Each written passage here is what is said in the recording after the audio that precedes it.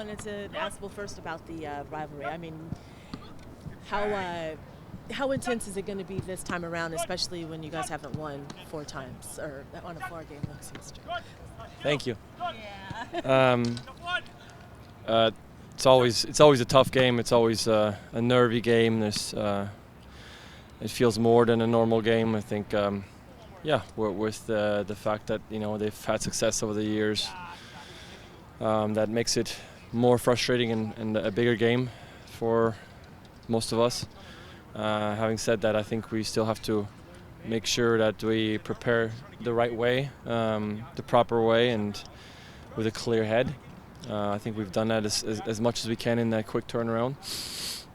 But yeah, it's going to be a battle. I don't expect anything less. How much different is the team then since then, especially given the struggles against San Jose? Like, are there different issues that are kind of going on right now? Our team. I mean, yes, it's a frustrating result against San Jose. But again, I try to look at things positive. We created a decent amount of chances when we've been struggling with that, and so I think on a better day, we with a little bit more confidence, we probably bag 2-3 goals, and we need to. We need to make sure that we do that, because our whole goal is for us to put ourselves in good positions to be able to score goals, and we did that. I feel like that's the harder part, and that's what's been missing at times for us. And so I look at that as a positive. We have to really try to keep that center when it comes to that, and if we can create 3, 4, 5 high quality chances, I feel confident that our guys will find it back of the net. How challenging is it going to be for your team with the injuries? Played Wednesday, Portland having the week off to get ready for you. I mean, how big of a challenge is that to face with the great scheduling MLS? Appreciate it. It seems to happen quite often on big rivalry matches for us that we get thrown in with short rest, but it is what it is. Like I said, we try to make the best of it. We had a good recovery day, and then today we went over tactical things and try to make sure that we're all physically there and tactically there, ready to go. But we said that this was going to be a big week for us. 3 home games, and we had been struggling, not collecting points. Started out well with the win against New York. Then some positives in the game against San Jose, but no points. Really got to finish off this week strong against a good opponent and in a very meaningful game. And to capture three more points at home and at least make it 6 out of 9. It's a doubleheader, which obviously would be a lot of fun for fans. But as players, do you guys get anything out of that, of it being a doubleheader with the rain? Do we get anything out of it? No, not really. I mean, it changes our preparation time because we're the early game. So that's been. I don't think that's happened for us in this year, has it? A Saturday midday. So that's no. I mean, I wish them all the best. But I try to focus on our game as much as I can and prepare in what's ahead for us.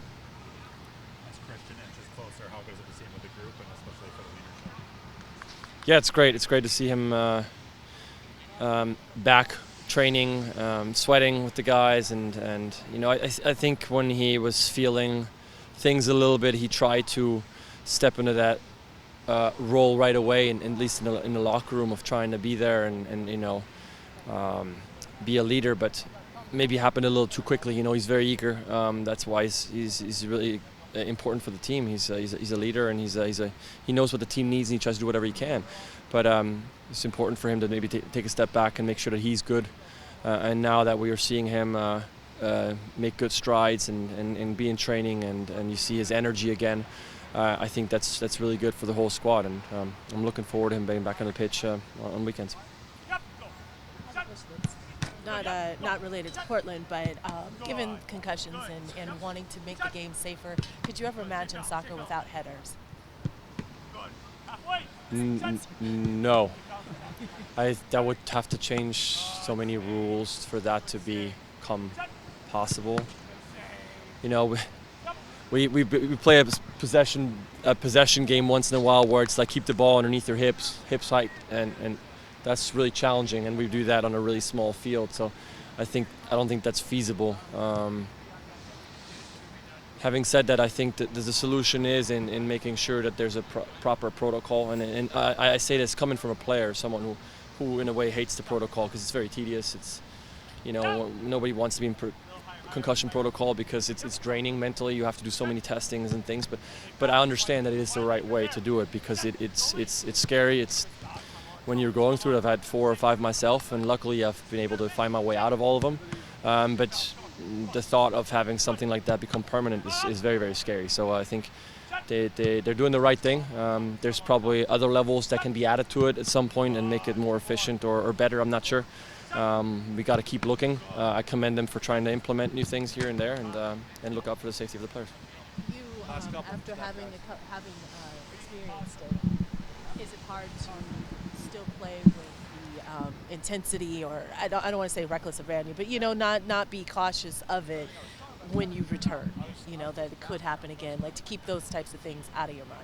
No, I mean, for you to truly be able to return, you have to have that out. And for me, especially as a goalkeeper, someone can be 2 yards in front of me and drill it as hard as you can and hit me in the back or in front of the head, and that's just how it is. It's part of it.